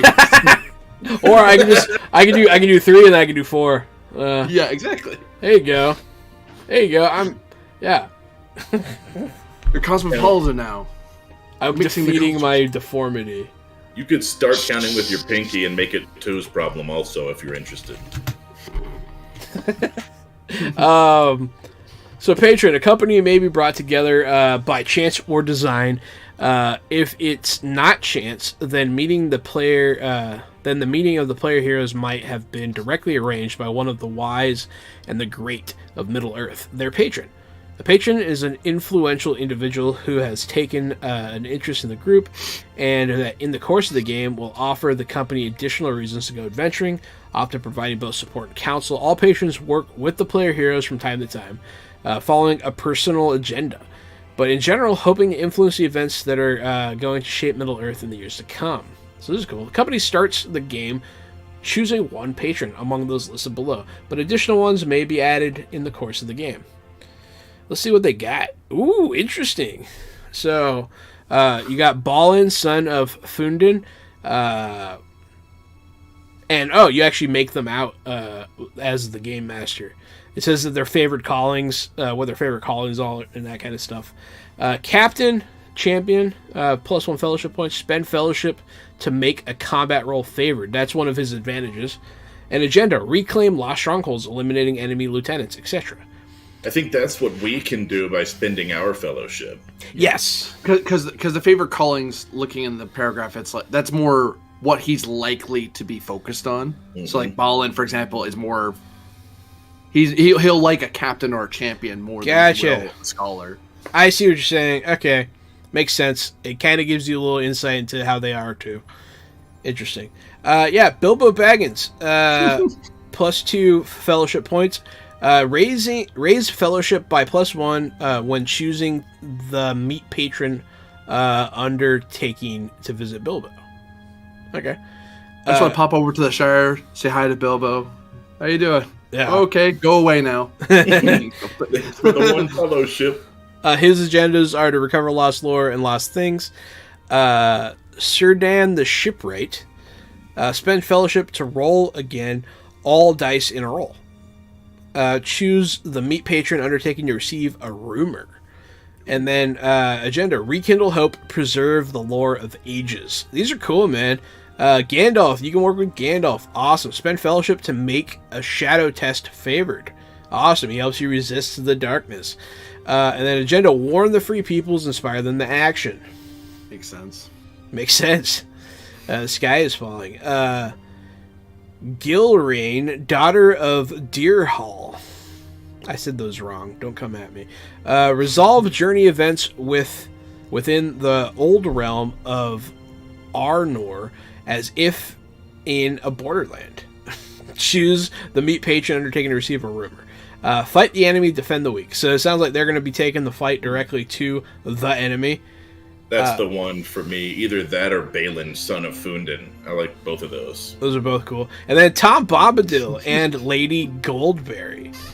Of all the patrons, Bilbo made me chuckle. I was like, wait, the patron, the leader of our story, the Gandalf of our book, Bilbo Baggins, who would love for us to just go away. Get an artifact, go away, leave me alone. Oh, you found something. Oh, God. But then Tom Bombadil and Lady Goodberry, I'm like, who is using these people as your patron? You would... I mean, who else? But I mean, like, still, it wouldn't be the Blue Wizards, but like... Look, man, I would love to use Tom Bombadil, and apparently their fellowship is to call Tom Bombadil or Lady Goldberry to intervene. So you actually get your patron. You can to summon show a up god, and- yeah. And then his agenda is good too. Protect the land and find and preserve what was buried. I don't know what that's in reference to. It might be in reference to the 9. I don't know, but Well, Tom Bombadil's one of the great old. He's the first of men, old Yeah. as old, that sort of stuff. So it is funny. It's just like he's a guy who likes his little bit of the woods and basically is like, this is my woods. It's awesome. I like living here. yeah. What else? That's it. Don't mess with my woods. I'm gonna, Okay, cool. I'm gonna get Check this. out my clothes. I'm gonna get this next tattoo. This next picture tattooed around my navel. The one with Gandalf and little Bilbo looking out the window. Yeah. It's not gonna be a window though. It's gonna be my belly button. No, it has to be put on the belly button. Let's get right in there. Ooh, that sounds awful. I heard that the belly button is the window to the soul. I heard that too. Pretty sure that's wrong. That tickles. The safe haven in Arendor, the ideal choice for a starting safe haven is certainly the village of Bree, as it stands at the crossroads of the East Road and North Road, and everyone who journeys across the land stops at the Prancing Pony for a pipe to smoke in comfort. See Chapter 9 for more information on Bree and its Inn. Yeah, so you got to choose a safe haven. I don't know if they're going to list... Oh, they don't list any. They just, you could just pick places. So you could be like, I want to hang out in the Shire, or Rivendell, Minas Tirith, Helm's Deep. Probably not. Helm's Deep's only occupied during wartime. But you could, go to the halls of Rohan. Call it wherever you want, That's what it seems like. So that's cool. Pick an area on the map and go, we have a place there. Yeah. Oh, okay, cool. That's our safe haven. Oh, man, I can't wait to make up, lore and stuff and, have people come at me. It's going to be fun. That's not a thing. Fellowship rating. So here we go. During the adventure phase, player heroes can spend points of fellowship to recover points of hope when resting. So, okay, I actually have to read the rest of it. The group of player heroes is more than a band of roving mercenaries brought together by mere necessity. That's what our group is. At its foundation are communal goals and mutual respect, feeling of trust, blah, blah, blah. Expressed by a numerical value, fellowship is a pool of points shared among all players, heroes, that is mainly spent to recover lost confidence. Additional fellowship can be spent to trigger special effects tied to the company's patron. The starting fellowship score of a company is equal to the number of player heroes in the group. This value can be augmented by a number of virtues or cultural blessings, and by a bonus associated with the company's patron. Once calculated, the company's fellowship score is recorded by all players in the designated spot. For every point of fellowship spent, all player heroes must adjust the amount on their character sheets. So it's a shared pool. When all points have been used, the company cannot spend any more fellowship. Fellowship points are fully refreshed at the end of each gaming session. I'm actually surprised that they make it something everyone tracks on their sheet. Most games that have a shared pool system like this have tokens you throw out in the middle of the board. Because it's not like if I spend fellowship, you two would know it immediately. And it's like, well, that messes with my fellowship just as easily. So I guess they were trying to save table space. You already are rolling dice. They want to add tokens. Although merchandising. Yeah, Right. sure. Next, it talks about a fellowship focus, which is where each player can choose one member of the company as your fellowship focus. Whether that's respect, or that's your friends, or you've worked together for a long time, a dear family member. But in that case, when you're providing support to your fellowship focus, they can add 2 dice instead of 1. Cool. Players gain 1 shadow point whenever their fellowship focus is wounded, Ooh. suffers a bout of madness, or is otherwise seriously harmed. Mechanical hook of yes, you do give it extra buff. Don't let it. You really need to take care of them, though. Yeah.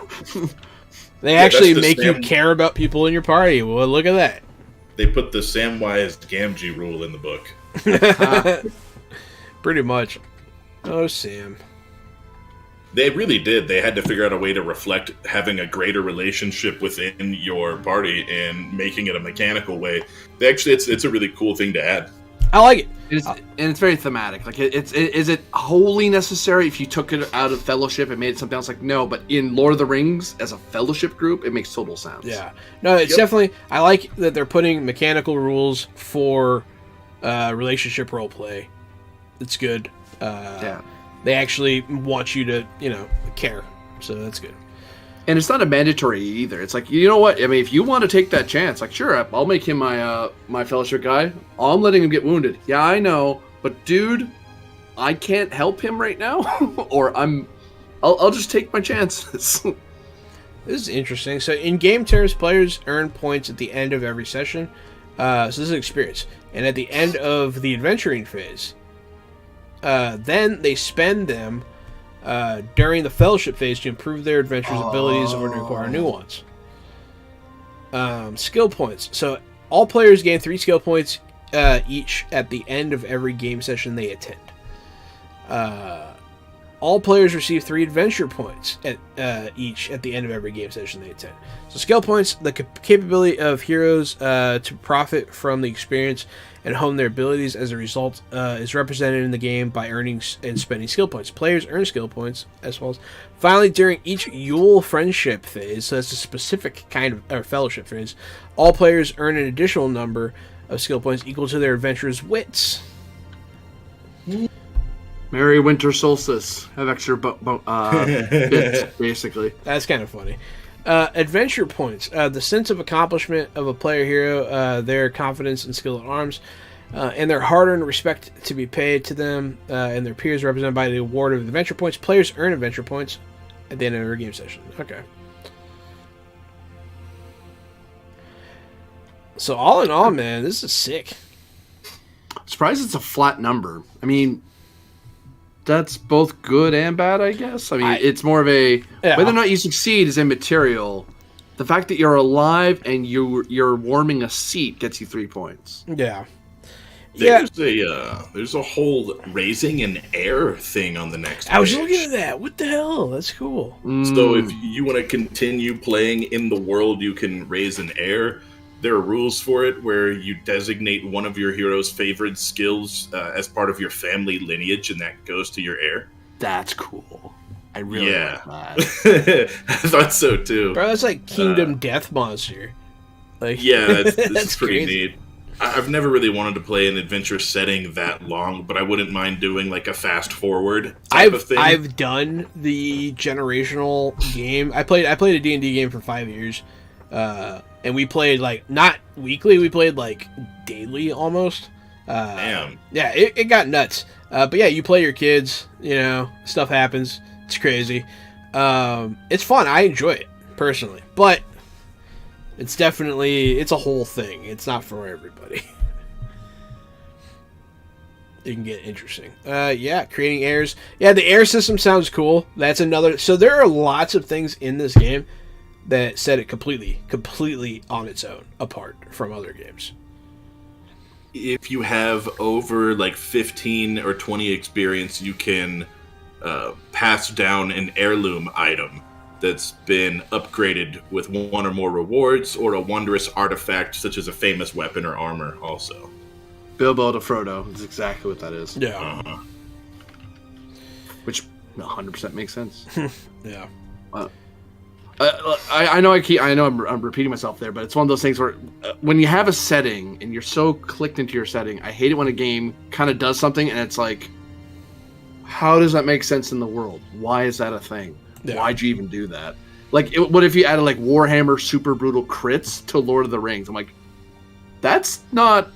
Why are you being that bloody? Whereas Warhammer Fantasy, that makes 100% sense. What are you talking about? All the books are about, 2 paragraphs of how badly a guy's head popped off. Yeah, it's one of the things that we talk about. It's how well the rules reflect the theme.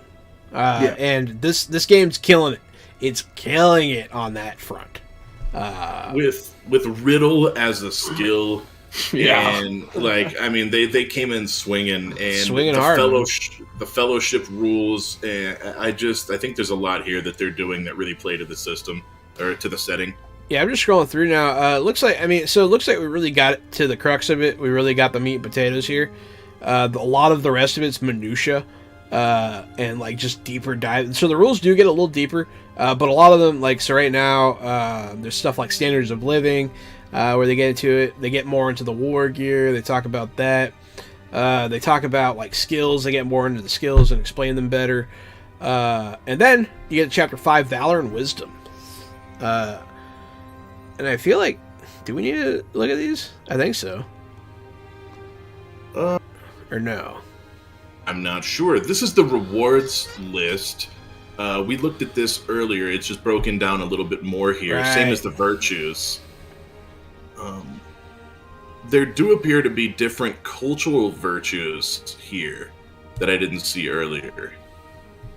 Virtues of hobbits, virtues. Also, this is where you get into named weapons as rewards. That kind of thing. Very cool. Cultural virtues are cool. Dwarf Friend. The fact that Dwarf Friend is in this... Okay. That's the way it works. That's a very real thing in Lord of the Rings. You can pick a new cultural virtue when you gain a new rank in wisdom in place of a standard virtue. Awesome. So that's how it works. So starting with when you move your wisdom to wisdom 2, you can choose to take one of these. They're sick too, man. Dragon Slayer, when you're fighting a creature with might 2 or more, all your attack rolls are favored. Wow. These are really cool. I always liked having like racial specific or cultural specific bonuses like as a feat that you could take. Yes. And so when I saw that they had gone with cultures in this game, I thought that might be something they did away with. Because sometimes when you're trying to make sure the game is inclusive, you miss if, some things get dropped along the way. I'm glad that this didn't get dropped. In particular, Dungeons and Dragons has... They did it in a really good halfling way here. They have a halfling thing in D&D where, if you fail, you can re-roll your ones. But there's also a racial bonus where if your teammates botch, then they can re-roll their ones. I always like that kind of stuff. Is like, a halfling can take it because they're lucky. An orc can't take it because an orc's not lucky, I guess. Yeah. I like this. I'm glad this is here. That's basically... I'm okay with the flavor of it sometimes. Sometimes it does get iffy. But the ones, like hobbits being lucky, that's okay. I don't know. Yeah, there's you're right. There's a line. slippery slope there. Yeah. There's a fine line there. It looks like they have not crossed it here. It looks like this is good. And there's a lot of these. Gameplay. There's a lot of these, Gary. I don't know if I did. I shot down all the way to the Rangers, so I saw pages and pages and pages worth. It looks like everyone has an option of about 4 or 5 of these that they can take. It's really cool. And then, you get into... So right now I'm in the adventuring phase section. It just explains, like, engagements, action resolution... the specificity of how like stuff works, like they have knockbacks, stuff like that. We don't have to touch into that. They do have stuff like that though. They have like shield thrust. They have moves that you can do, special damages, special blows, like piercing blows and like critical hits and that kind of stuff. They do have those rules. They are here. I don't think we got... Yeah, we don't really have like time to like get into that, but it's here if you want it, And then there's wound rules, dying heroes. I'm trying to get to. There's some cool combat stuff here, Jahan. There's a lot of cool combat stuff here. Yeah. You choose your stance and then you choose your engagement. The stances, of course, being the close combat stances are forward, open, and defensive. If you're using ranged, you're rearward. And then there's a whole page about that on 96, the different stances you can pick and what they mean. Then it gets into engagement and action resolution. So there's a real close look at what the combat would look like falling into close quarters combat. And for the next couple of pages into weapons. Yeah. No, stances are cool. Mm-hmm. And that's what they were saying earlier, where you can like add or remove a die based on your stance. Like if you change your combat stance to defensive, you might lose an attack die that turn. So earlier when we were reading those rules, I was wondering exactly how that came into play, but there are the stances there. There are rules for engaging in council meetings that are pretty in depth. Then there's my god, yay! Social rules. I always love social rules. Social rules, in yeah. games. It was like 5 pages of social rules. Then they have the journey. There's the map, so you set your journey path. There's a journey sheet. Mm-hmm. Interesting. A whole hex map thing too. And one of the handouts they have with this game that I saw in the pack was a hex grid of the entire, at least of Aerodel, of the setting that they're describing. It's like, so here's a hex of here to here, and if you're like, well, I want to go from here to there, there's like rules for traveling that far, which makes sense for Fellowship of the Ring because every one of the books has had grand journeys, epic. Journey is very important in this setting. Yes. Yeah. And honestly, so it's like my weakest point as a game master. I have trouble with travel. I'm hoping maybe this will help me out a little bit, you know? Fellowship phases, how they work. You set your duration, you choose your destination, and then you perform updates. The final step is you choose your undertaking, which I'm going to read through some of the undertakings now. Gather rumors, heal scars, meet patron, ponder storied and figured maps, raise an heir, recount a story, strengthen fellowship, study magical items, write a song, and that's it. But each one of those things is has a paragraph or two describing how you would undertake that during a fellowship. Nah, man, it looks like they actually have rules for like when you're doing these things that you have to do to level up. You have to do these phases. It says like roughly every 3 fellowship phases, winter comes, and the end of the current year. So like time will, because that's a hard thing to do as a game master too. Is like set like actual like the feeling of the passage of long periods of time is hard to do. Mm-hmm. This looks like it has that built in. It helps that the downtime actions are hefty. I've seen some games where the downtime actions are a little flimsy or are so inclusive as to be not really helpful. Or they're too specific. They're the exact opposite end of the spectrum where, you know, you're like, well, this would make total sense if I was XYZ. But this one seems to be following a lot more broader stroke fellowship type. Like it says, you know, write a song of all the things you could be doing, meet with your patron, which that's super important for some of the patrons. Yeah, they actually made like song. They made this game's rules are very thematic. We said that's the long and short of what we're saying here.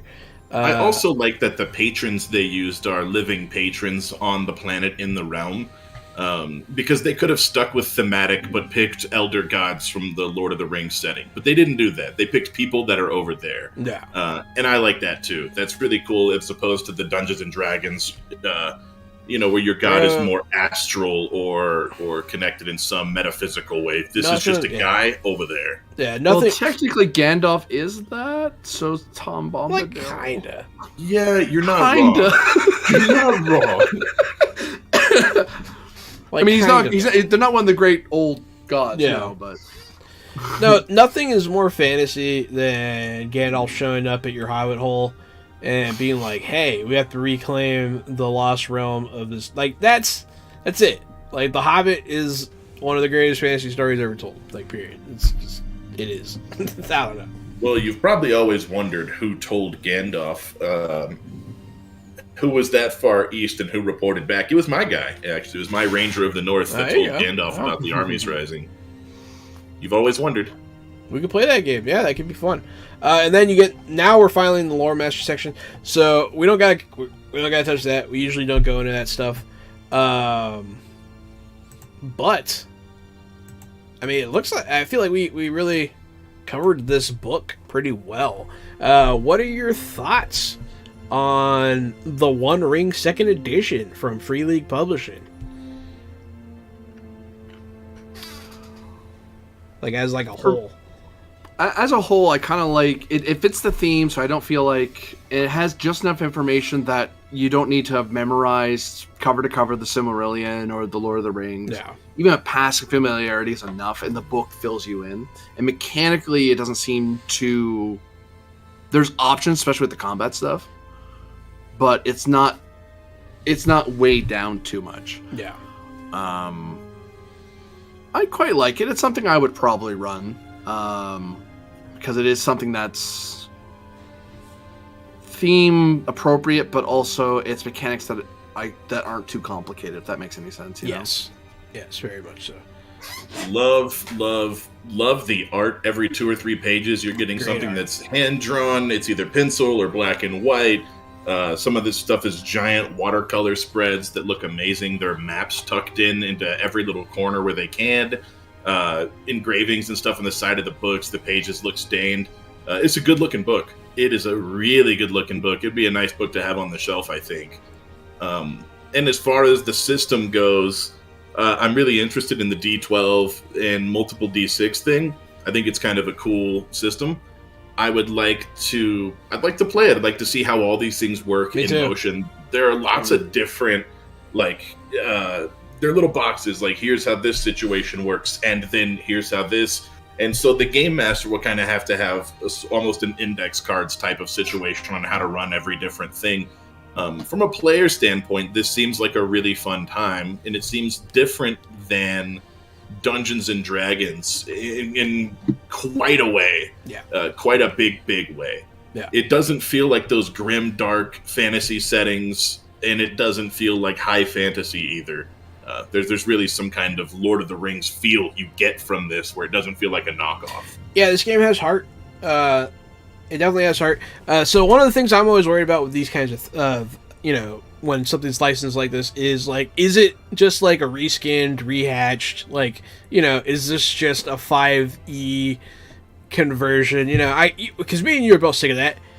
We're tired of let's play cool. Another 5e book. Let me play, I bought Hellboy, which is 5e, but, also it's kind of like, man, I wish it was its own game. This definitely stands on its own. It is its own game. The mechanics are very different. It is unique. It is not a rehash. And everything about the way this game is built from the ground up, I feel, is meant to convey the world of Tolkien, with your friends, and to me that's perfect. I honestly think this is like a perfect adaptation. I mean, everything has flaws, you know what I mean, but this is cutting close, man. This is flying close to the sun here, man. This is good. I think to touch on a point earlier we had was the difference between something like Warhammer being high fantasy and big and epic, whereas something a little more in Fellowship is a little more. It is muted because it's the works of mortal men against forces far greater than they are. Yeah. So unlike in D&D or in a Faerun type story, you wield godlike artifacts. Yeah. Whereas in Lord of the Rings, you might have 1 or 2 magic items, and you're expected to stop the dragon. Yeah. You're expected to defeat the great Dark Lord. And you're like, what do you mean me? Why don't you do it, Gandalf? I'm busy. Seriously, I'm busy. I'm helping you as best I can. Bilbo, why don't you do it? I'm old, man. What do you want me to do? No, that's a great point. Hey, Tom Bombadil, why don't you do it? And I lost the ring. I don't know where it's at. That's a really good point. It's on that very human level. It's very, you're not walking around as gods like you are in 5th edition. When you get a certain level, you can't rewrite the universe with a thought. It is your people trying to make it through life, and even on during some of your Fellowship stuff, trying to maybe have a family or something. It's very real, and the ties are important, and not losing yourself on your journey is important. And I just think I'm actually kind of blown away. I really like this one. I 100% certified this fresh out the box here. I would recommend buying it. Yeah, this is something I would recommend to people.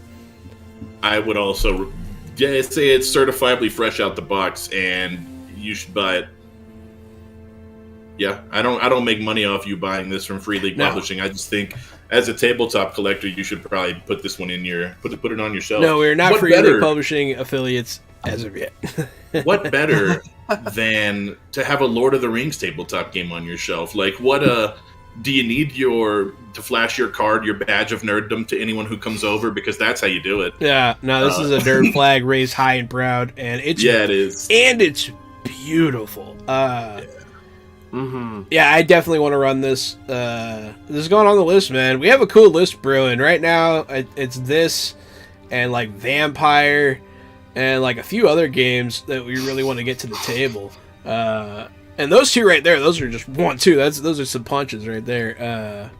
Maybe we'll go back to Whenever Savage the- Worlds at some point. too. Whenever the new version of Fantasy Age comes out, Yes, we'll we're gonna be- do Fantasy Age as well. Mhm. And that will be so. See, that's the thing. This game, like, I could play this and another fantasy game. They are not the same. No, Yeah. they'll be wildly different. Wildly different. Absolutely. But yeah, I think that's one thing that's good about it too, is that it's not useless gimmickry, if you get what I mean. Like, Exactly. here's a cool.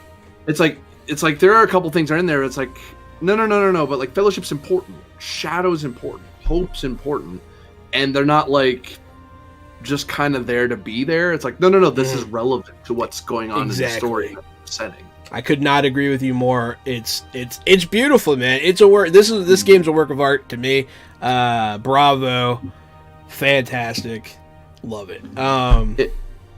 If I had to point out any flaw, then I'll leave it here. Oh, you but, can. the only flaw I would point out, and they do touch on it a bit. Maybe they go into more detail in the Lore Master, but your adventure points are flat. You get 3. Maybe you can get more. Like they say, hey, if you're running a long game, do about 1.5 points per hour. If you're doing a super long game, or you're doing a super short game, all right, you're gonna want to not give people so many points because they didn't do a whole lot.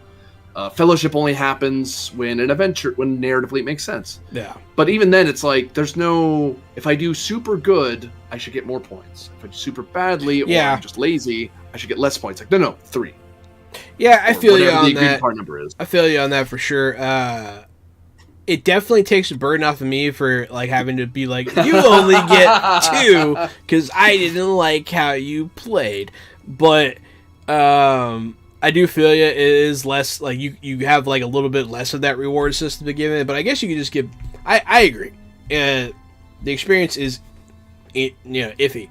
But I they suppose the extra bonus is getting extra treasures, no. and stuff like that. I guess. Yeah, that's fair. Who knows? That works in play. The only So gripes the- we have with this game are very small. The Yeah. lead writer of this game is Francesco Nepetelo. And so I am going to keep my eyes open for more work by Francesco. Because this book slaps. And if this book is any indication of his work might slap. I agree, 1,000%. Yeah, and we've been working with Free League, so maybe we could talk to him sometime. Maybe we can get some more of the books from him in I the have future. actually already reached out to him to connect, and I'll let you know if we do. But I've sent an emails while we were sitting here. Excellent. So yeah, you guys might be able to hear from the creator of this beautiful game. But I think that's it. It sounds like we all agree. If you are a Lord of the Rings fan, if you're a fantasy fan, and you want a true to feel experience, we think this is going to give it. And if you're not sold, wait for us to do our actual play. Not no word yet on when that's going to happen. We're shooting for roughly a couple of weeks before the show premieres. But who knows? Things happen. Stay tuned and subscribe to me at RockFact to find out. I've been Johananon at RockFact on Twitter. It's me, Casualty CDG, and you can find me at Casualty CDG. If you like tabletop role-playing games, you can find Jahan and I here every Wednesday, Thursday, and Friday from 8 p.m. until 11 p.m. Central Standard Time, where we play games that are not Dungeons & Dragons. And we show you rules, and we talk to creators, and it's nothing personal against D&D, because I promise one day we'll play 6th edition, and we'll play 7th edition. We like D&D as much as the next guy, but there's just so much D&D out here. We'd like to show you everything else and bring you a laugh at the same time. If you're not into tabletop role-playing games, I don't know how you sat through this entire video, but I have good news for you. We also watch movies, and we watch TV shows, streaming shows, and play video games. If any of that stuff interests you, check out our podcast, Fresh Out the Podcast, available where all podcasts are being sold for free. Thank you so much for your time, and we will see you in the next one. And of course, I've been AD Springer, also known as Carbinian. You can find me at ElectricMet Sometimes I'm with these two weirdos playing games on here and critiquing role-playing games. But normally you can find me under Corbinian here on Twitch, where I play every Wednesday. Wednesdays and Saturdays I play. Wednesdays I play Cyberpunk Red and cry about why people keep blowing stuff up, and then on Saturdays I watch Star Trek Klingons blow things up and then cry that they're killing each other because Klingons. But and other times keep an eye on my Twitter. I do play games sometimes, and there's gonna be possibly some anime soccer shenanigans going on, and possibly some corporate shenanigans as well, but we'll see. Excellent. Check out Anime Soccer with Corbinian. But in the meantime, you guys have a good night. Stay fresh.